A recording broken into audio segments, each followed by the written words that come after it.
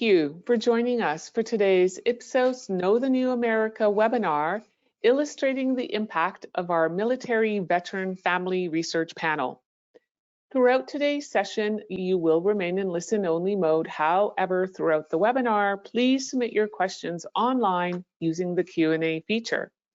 Time permitting, we'll answer questions at the end of today's session. However, if time runs short, then your question will be answered by email. I also encourage you to check out the handouts we've uploaded to the webinar control panel. Today's session is being recorded and will be directly emailed to you. So now, without further ado, it is my pleasure to welcome today's first speaker, John Bursler, Executive Vice President of Ipsos Public Sector Research. John, you have the floor. Thanks so much, Ellen, and thank you all for joining us today. Happy Tuesday afternoon for those of y'all on the East Coast, and Tuesday morning for everybody else that may be joining us from other time zones. We're really excited to talk about our official launch of our Military and Veteran Family Household Panel, Research Panel here at Ipsos. And joining me today for this fun webinar will be my colleague Susie Shirley and our colleague from RAND, Julia Rollison. So Susie, Julia, welcome, and I'll turn it over to you to make a quick introduction, and then I'll wrap it up. Over to you. Thanks, John. Hello, everyone. I'm Susie Shirley. I have recently joined Ipsos as Vice President for Health in the Public Affairs Office with John. And I come from a long career at the VA, about 15 years at the VA, where I started as a mental health social worker in outpatient mental health and spinal cord injury clinics. And then more recently, the past few years have been leading the strategic partnerships portfolio with the Office of Healthcare Innovation and Learning. In between the VA and coming to Ipsos, I did a year on the Hill as a congressional fellow with the House Veterans Affairs Committee. So really excited to be here with you all today. Thanks, John. Great. Hi, everyone. My name is Julia Rollison. I am a senior policy researcher at RAND, and I'm also the director of our social and behavioral policy program. I do a lot of work around program evaluation and evidence reviews, and a lot of my work really focuses on pressing public health issues for vulnerable populations, with a significant amount of work related to veterans and their families. Prior to coming to RAND, I led or supported a variety of research and evaluation projects for the VA, including some evidence-based quality improvement projects for women veterans, exploratory studies around long-term services and supports for veterans and their families, and also kind of exploring how there might be different healthcare experiences for veterans who are MST survivors. Since I've joined RAND, I've kind of continued some of that vein of work, doing work around sexual assault and sexual harassment for individuals in the military as well as veterans. And I'm currently leading a study around veterans' access to contraceptive care for both men and women veterans, which I'll talk about in a little bit, but it's nice to meet everyone today. Oh, thanks so much, Julia. It's so great to have you as our guest speaker. And Susie, I know you'll be talking a little bit more about the panel launch here in a second, but once again, my name is John Bursler, and I have been at Ipsos since last October, and I am responsible for the public sector business here. So all of our great government work that we do, as well as our knowledge panel research and some of our international work, which is really neat to get back to.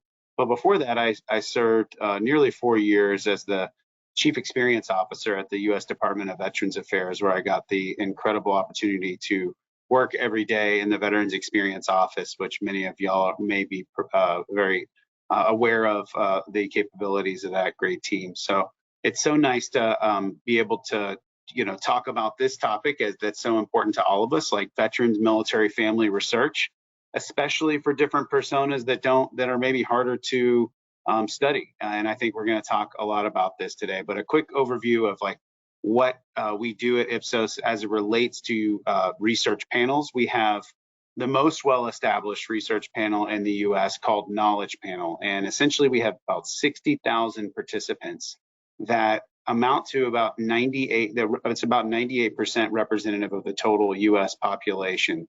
And we're always constantly kind of recruiting and attriting about 1 to 3% of this participant research panel. And it really gives us an incredible opportunity to conduct strong, rigorous academic and social research on the populations that are represented in the panel. A significant portion of that are military connected families. And so we are going to explore the opportunity to be able to work as a partner with all of you in that vein. And so I'll turn it over to Susie to talk a little bit more about the Military Veteran Household Research Panel. Susie, over to you. Yeah, thank you, John. I think, many of those of you on the call right now in the audience work in military and veteran serving organizations, or engage in military and veteran research. And so I think, if you have experience in this space, you know that we need to understand and support military and veteran families and really getting insight into, what their lifestyles are, what their challenges, their strengths, their experiences are, outside of just their healthcare or, their career experiences is so important. And it's actually pretty difficult to tap into. There's a number of incredible organizations that have annual surveys and large member bases to do research, with and on. And, I think that there's a greater opportunity, especially as we see economic and political shifts and the healthcare landscape changing, day by day in real time, to really have, an active panel that you can pulse and ask questions of, at any time and get, results in real time, within a week or so, anything from data tables to a full summary or report, that can help your organization and other organizations and the whole community understand, these individuals and families together. And so I think, John talked a little bit about the research capabilities that we have at Ipsos. So I'll move to the next slide here and just talk a little bit more about the knowledge panel. With the knowledge panel, the probability-based panel that John mentioned that has, 60,000 households participating and is nationally representative of the American population, we offer an omnibus survey that goes out weekly. And so what we can do, and in the next slide, John will get into sharing a little bit about how we've profiled the different respondents that are military connected, within this panel. But we're able to send out questionnaires, surveys, weekly and get responses that very next week to share out and to lend insight to ongoing research and reports. The way that we can reach even more respondents that are than just in our knowledge panel is we also have the ISAE panel as well, and that's our opt-in panel. So that's a much larger panel. It's a little bit less rigorous because it is an opt-in panel, whereas our knowledge panel is invite only, and that's what allows it to be probability based. But when we combine the two assets together, we have a pretty significant reach into military veteran populations, reaching into communities of caregivers, spouses, survivors, children. And so it's a really incredible capability.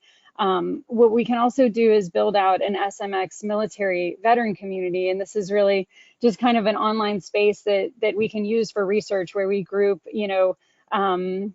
members of whatever community we, within the military and veteran community that we want to understand more about, and have it be just kind of a digital fishbowl where we can kind of watch and see what people are doing, how they're responding to information. We can field survey questions, say there's this new piece of legislation coming out, what do you think of this? And get, a lot of access to qualitative, insight that way.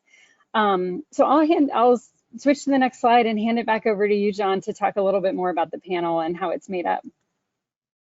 Yeah, thanks so much, Susie. And so the ISAE piece from the last slide, it's interesting. I think a lot of folks are always looking for that particular age group, 18 to 35, veterans age 18 to 35, or those that are transitioning in many cases from military to civilian life. And so that's a pretty significant sample size. We have around 2,000 to 3,000 veterans in each other age category, but we wanted to specifically highlight the younger veterans participation in that, which Julia, I think you'll add into here in a bit. So this is our probability-based knowledge panel. grouping for our military veteran family households. And as you can see, after we reprofiled all of our knowledge panel participants recently, it's significant in the numbers of veterans, both VA and non-VA affiliated veterans. We get about, I think about half of which are affiliated with VA, the other half are not affiliated with VA. So we can conduct some interesting research into why or why not they are affiliated or not affiliated with VA. Active duty, obviously, it's always been a low number because active duty service members are sometimes not allowed to participate in these types of opportunities, and they're quite busy protecting our country. So it's not, it's very understandable that they're not participating, but we do have a substantial number of National Guard and Reserve. The one thing about the active duty number that I'll come back to, we had a significant number, over 3,000 of veterans who people identify the veterans, but over 3,000 of whom had family members who are still active duty military. So that means we have households that are active duty military connected, just not the individual. So we'll be able to glean those insights around the challenges that military families have. I think we were talking with one of our partners who may be online today around some of the challenges with like finding movers for PCS, permanent change of station, or relocation in this environment, especially with inflation and the economy the way it is. And that's something we can conduct quick research on in order to find out and get to the ground truth of. You see the numbers for spouses, caregivers, and survivors. I think that's pretty significant too, in order to be able to do qualitative and quantitative research with these individuals who are already well connected into our community. And then the last piece I'll mention is the children, and including that persona was really important for us. Obviously, we want to get their parents' permission when we do reach out to them to conduct research, and we always do that. But I think this is a population that could lend a lot of insights into the challenges of military life in particular, but also some of the challenges in veteran life in that household. You'll notice the Spanish-speaking numbers. That's a big thing for us at Ipsos too, and I think it's a big thing for researchers to be able to conduct those types of surveys in Spanish, which we're able to do, and make sure that we're profiling for as many of the different types of personas that we can writ large within our knowledge panel. So would love to work with you as a partner to do more of this research and help us potentially even recruit more to the veterans, the active duty, the Reserve, National Guard, and other personas that are listed here. Okay, I think we can go to our last slide before turning it over to Julia. This is just a quick example of a neat project that we did with the Call of Duty Endowment that's up on our website. If you Google Ipsos Call of Duty Endowment, or if you go to the Call of Duty Endowment website, where we actually help them access all of our Gen Pop part of our panel. So all of the teenagers, parents of those teenagers, their teachers and coaches. So think about the influencers in young people's lives, about the propensity to serve in the United States military and the United States Armed Forces, and what barriers and gaps in education may individual teenagers and their parents, teachers, and coaches may have around the economic and social value of serving in the military. And then also how we correlated some of that data to the perceptions of how veterans are treated in the United States, and if that has a negative correlation or negative impact on the propensity to serve.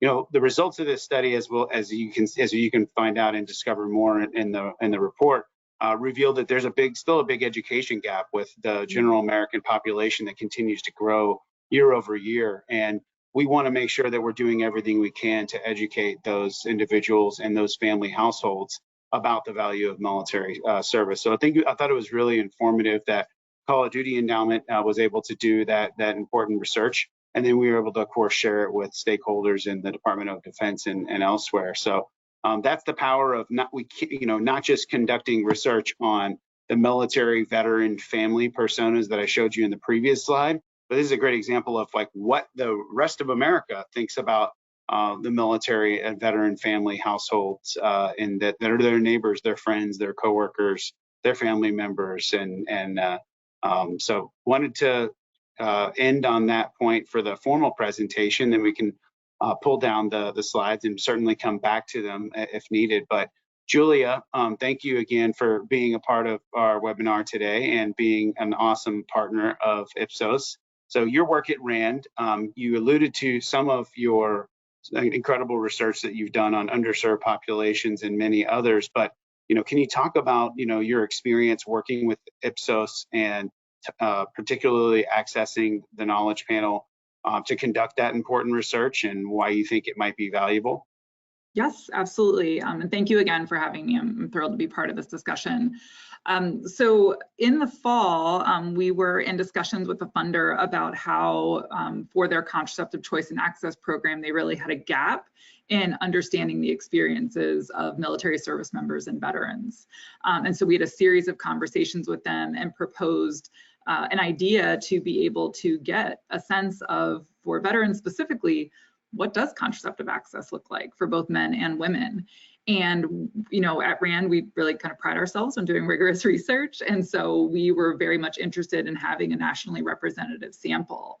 And I know in the past, RAND has done work with Ipsos, particularly with this veteran panel. And we've had really good experiences, particularly through our Veterans Policy Research Institute. And so we reached out to Ipsos to kind of explain what we were looking for, that we had this kind of unique focus on veterans of reproductive age, which we thought, might that be a bit of a challenge, and really talked to Ipsos about what they might be able to do, and very quickly got a quote back after we had like a nice discussion around detailing what some of our needs would be, our requirements, and we were able to respond to the funder very quickly with specifics on what we could do, how many folks we could reach, and what our approach would be.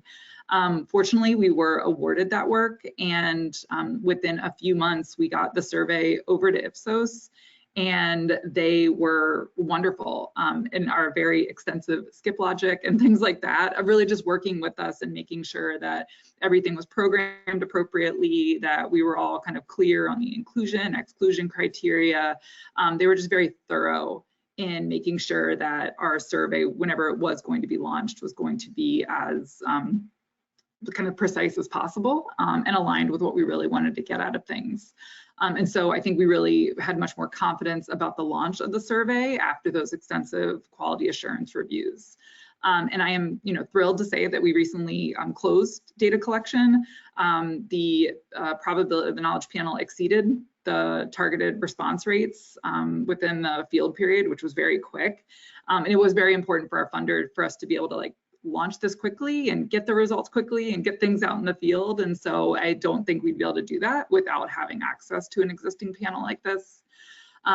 We're diving into analyses now, and I'm really excited to kind of see, obviously, what we get just being a researcher. But I think we're also really interested in looking at some of the differences. And as part of this project too, we also are doing a convenience sample through a survey. And what we are also seeing from some preliminary analyses is just how glad we are that we have the probability-based panel, just because of some of the, responses that may not make sense in part of the convenience sample, or just how much we might need to be, throwing away or treating as missing and things like that. I think just the level of responsiveness, lack of missing data, et cetera, from the probability-based sample is wonderful to have. And so we're gonna be excited to do some more comparisons there. The other thing I will add that was really critical for this project is that we were able to add a question at the end of the panel or the survey to ask folks if they'd be interested in having a follow-up interview with us.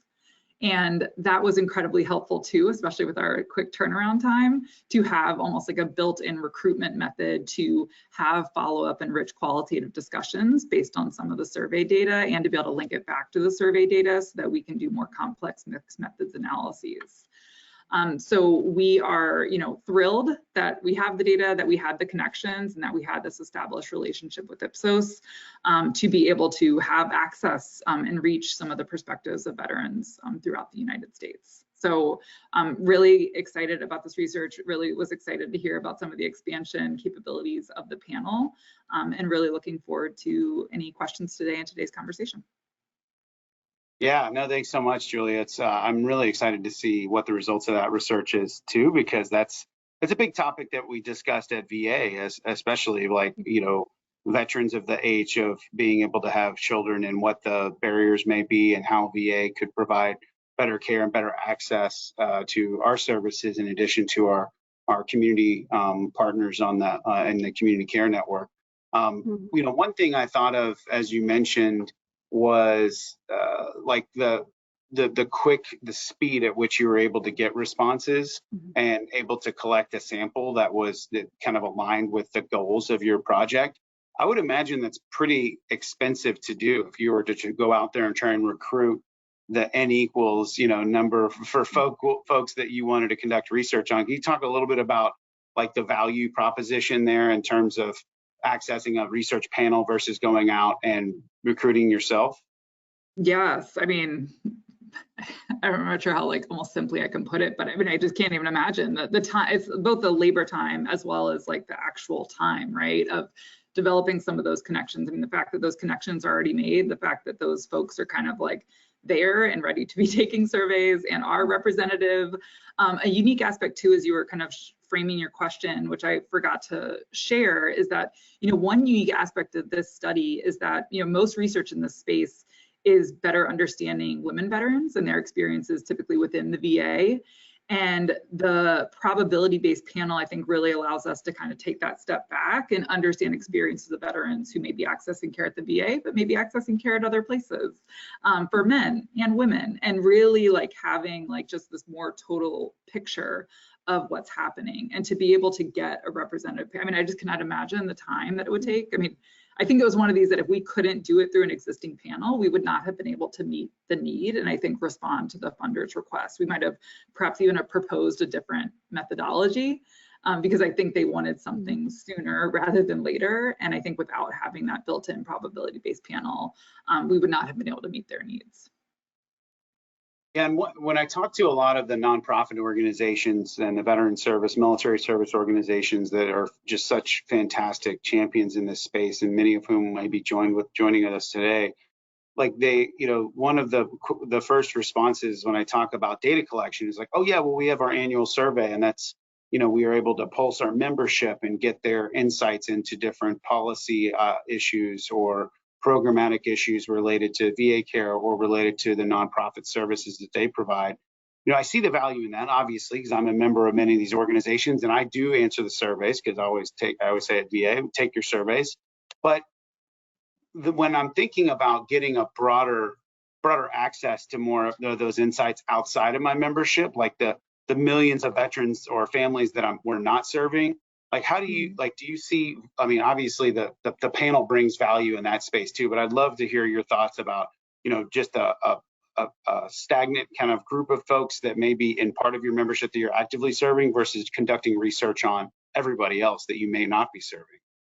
Yeah, I mean, I think it's like an underlying issue where we always worry about bias and like, who are we asking the questions to, and then how does that inform what we're going to do with them? And I think like if you have folks who are either already connected to certain bodies or already connected to aspects of VA, you just probably aren't fully capturing the experiences of all veterans. And I think particularly whenever you're looking at issues around access, around choice, like you really need to be thinking, I think, as expansively as possible around some of those biases and who are you hearing from and who are you not hearing from. And that's where I almost like take more comfort in the rigor of having like this more nationally representative sample. I think you can also see kind of regional differences, things like that too. And I think it just has like a stronger outcome and helps with interpretation whenever you're looking at some of these more expansive issues and want to make sure it's truly representative of the broader population. Yeah, and like you said, being able to access a probability-based sample of women veterans in particular, which we have several thousand, is pretty huge. Susie, just thinking about your time, over 15 years as a social worker in the clinical setting at VA, but also serving at headquarters VA central office from the Health Innovation and Learning team and the innovation ecosystem that you help bring to fruition and at scale. What role, and what, I mean, in terms of, how useful could panels like Ipsos's and access to this probability-based data have on your job today had you known about this superpower when it existed on the outside? Yeah. I mean, it is of tremendous value, or it would have been, in a lot of the different projects that I led in the innovation ecosystem. I mean, just the, in the VA, we have a pretty good understanding of people clinically, right? Like anyone that we see as clinical customers or benefits customers, we can understand those, kind of pieces of their lives in great depth. But there's so much that we don't know, and there's so much that we don't see, and we don't have access to insight, that would help us understand more holistically what their experience is, what their family experience is, and there, even clinically, I mean, there were so many times where we would be exploring a novel care model or a new innovation, a new way of doing things. And we would wonder, what is the experience of a veteran who lives in a rural area versus a veteran who lives in an urban area? Or what are the experiences of, specific veteran populations that would be customers of a new way of doing things or specific innovation? And, it was really tough to get that information. I mean, John, a lot of the work that our office did with your office was in search of just that, that kind of insight. But I think, access to a panel where you could just essentially ask any question you want and get pretty immediate results in a nationally representative and rigorous fashion, it would be tremendously valuable. And I know we've touched on it a couple of times, but I think the versatility also in being able to ask questions and gain insight into general populations, perspectives and attitudes and beliefs about things that apply to military and veteran communities is really profound. I mean, we did some work with a research partner recently with NAVREF, where, we sought out to understand what Americans' perspectives were on the importance of VA research, whether they were veterans or not.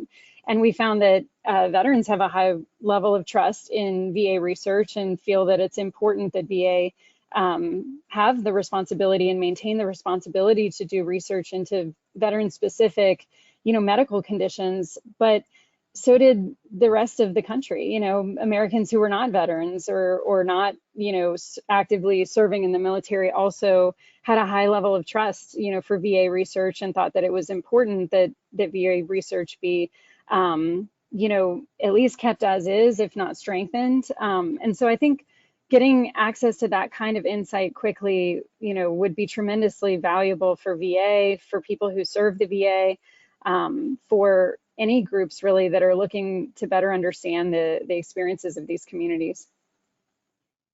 Awesome. Well, no, thanks so much, Susie and Julia, too, for y'all's expert perspectives. It's really important that we continue to think about all of these options. I got a couple of questions, so I feel like this is a good time to ask. We only have a few minutes left in the webinar today, so thank you all again for joining. So Jim, thank you for your question. Here it is. So do you partner with university research organizations focusing on military and veteran research, and or organizations like IVMF or Bush Institute, or nonprofits such as MPAM, BSF, or NMFA? Absolutely. We work with, obviously, RAND as a major partner, and as Julia's, man, I said RAND and your lights turned off, like that RAND didn't pay the bill this month or something. I'm pretty sure RAND did pay the bill. There we go. It's just one of the motion lights. That happens all the time, right?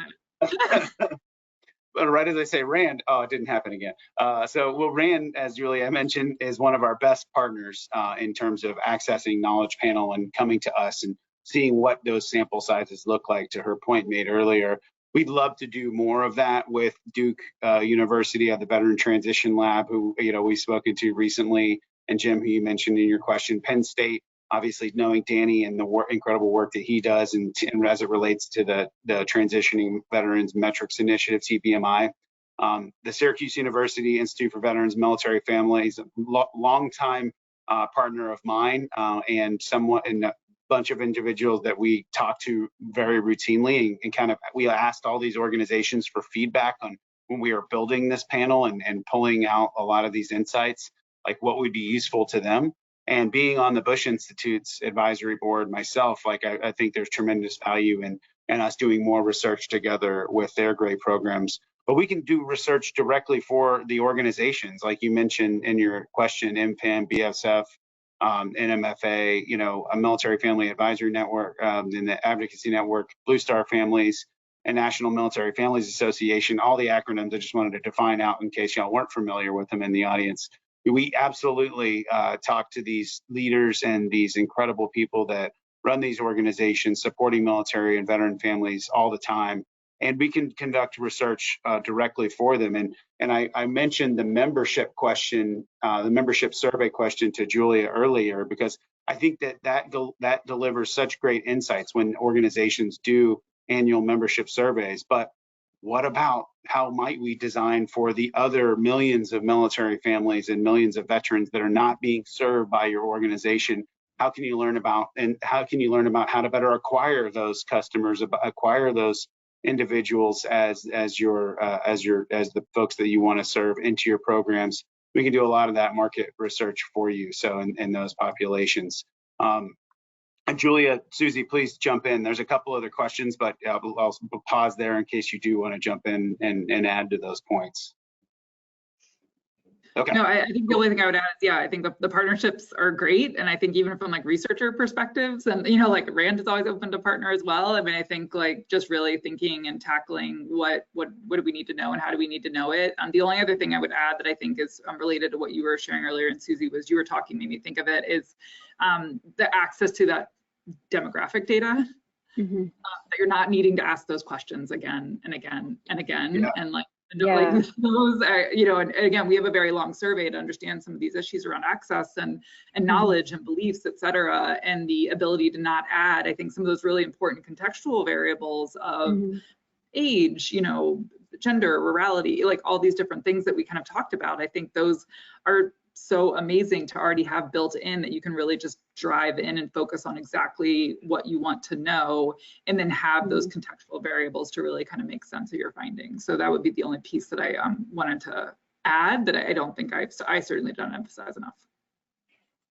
Yeah, that's a great point. And thanks so much, Julia. Your expert perspective as our guest speaker from RAND. I mean, you all see it all, right? I mean, in conducting those really important, you know, large scale research projects. So thanks again for being here. And to your point on demographic data, we got another question ahead of time that we were able to, you know, receive because somebody wasn't able to attend. And I was like, well, yeah, but they still wanted to ask a question. So I'll come back to the questions in the chat after we ask this one, because I wanted to highlight that based on what Julia said. So the question is, what demographic information do you collect on your panelists?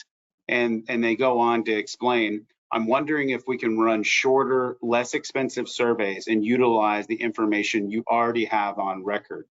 Interesting question. So the response here is, we collect over 2,200 data points on individual knowledge panelists that are updated and reprofiled every year, which allows us to glean a great deal of information that can really help you keep your survey as short as possible if you already have this universe of data points about those individuals. So you can run an omnibus survey that goes every weekend, as Susie mentioned, or a more extensive knowledge panel survey where you can ask a few questions, or you can ask a range of questions that last from, you know, up to 10 minutes or even greater. So the areas that we cover, like broadly, you know, within those 2,200 data points about each individual, are personal and household information, which includes like financial information and income, et cetera. Media behavior. So what type of news are they consuming, and where are they sourcing it from? Shopping behavior. So your online shopping in particular, and how you're searching for different things based on your digital feed. Lifestyle and sports interests. They're going to see a lot of Manchester United, disappointing Manchester United news on my feed. You know, finance, technology and electronics, health conditions, and their insurance coverage. So if you want to talk about, you know, someone like really getting to know a person and investing in their data and their like gleaning data insights from them, I think it's really, really neat. So we can run, like I said, those short omnibus surveys every on the weekend, you know, rotation, or we can run a more in-depth ad hoc study about these that use these variables to better understand different personas, different services, different products, different issues, different public opinion. So the next question. Oh, go ahead, Susie. It looks like you're about to add on to that.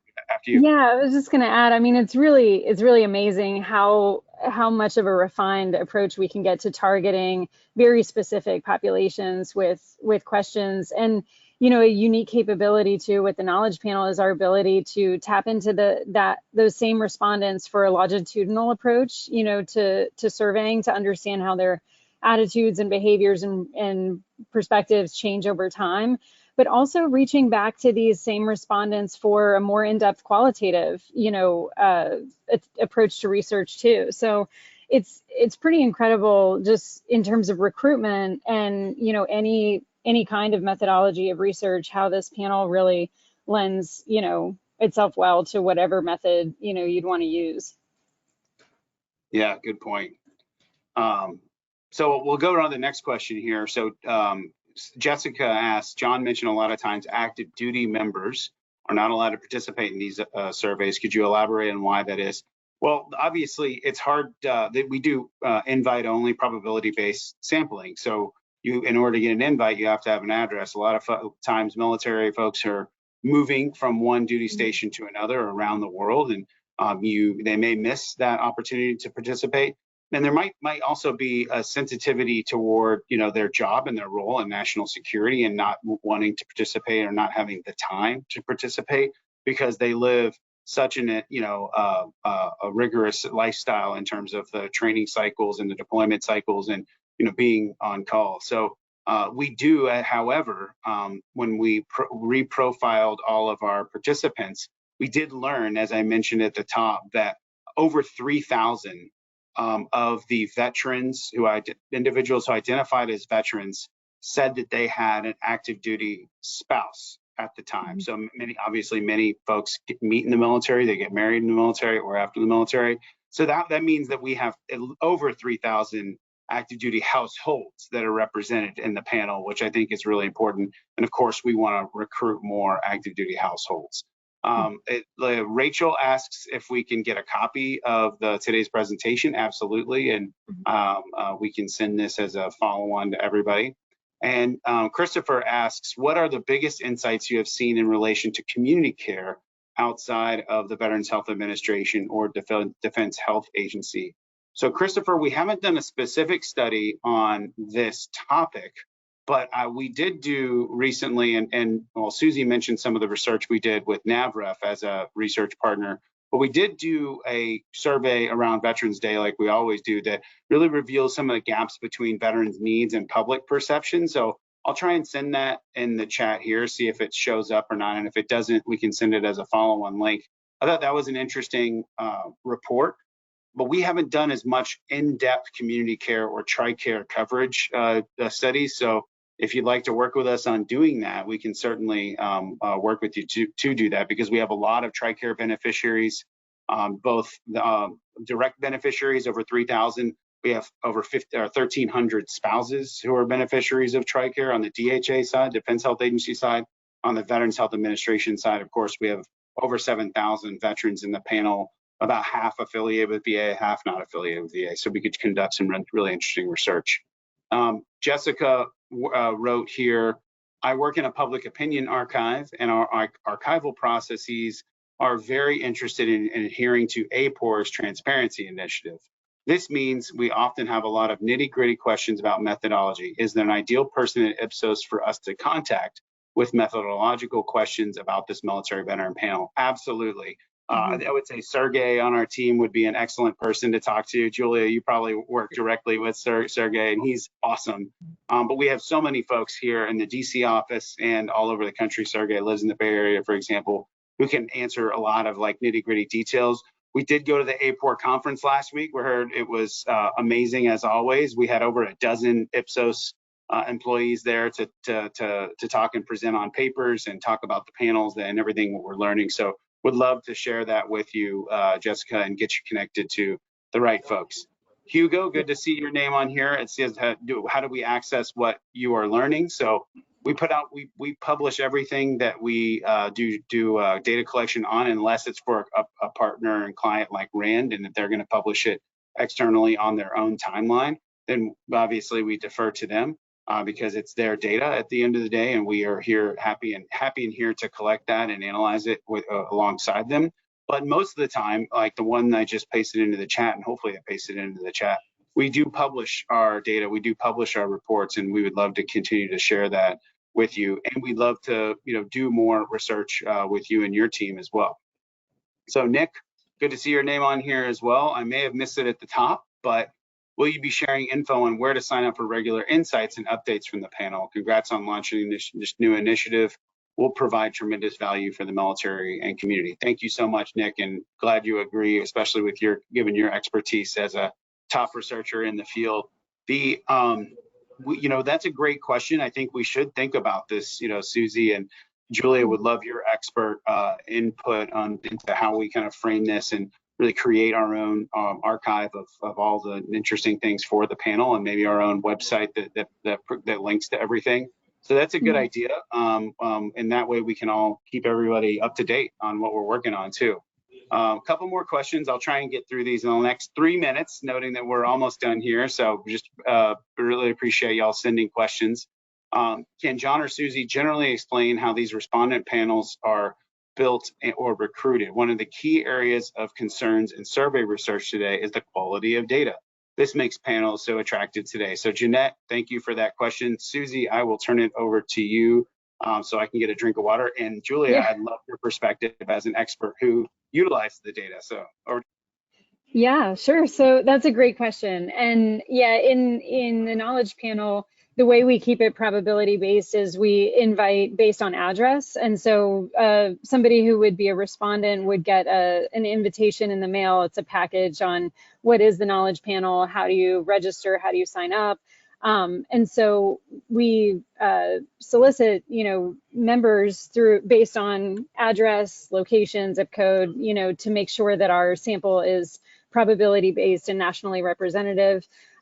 With the opt-in panels, you're right. There are some challenges with those. There are bots or people who, sign up to take surveys for a variety of reasons, and the survey data is, sometimes can be biased or not accurate. And so the knowledge panel really is the kind of the gold star, is that what we call it, John? Or the, of this kind of panel research. So I'll pass it over to Julia if you want to talk a little bit about your work with the knowledge panel. Yeah, just very quickly, I think, and it relates to the previous question too. I think one of the things we really have appreciated in our partnership is having access and discussions with not only folks like Sergey, but the statisticians on the team. We've talking through weighting decisions whenever we're doing analyses, and really the team's there to answer questions about, hey, whenever it's asked this way, or what has your experience, or can you help us dive into the logic here? It's a really great and responsive team.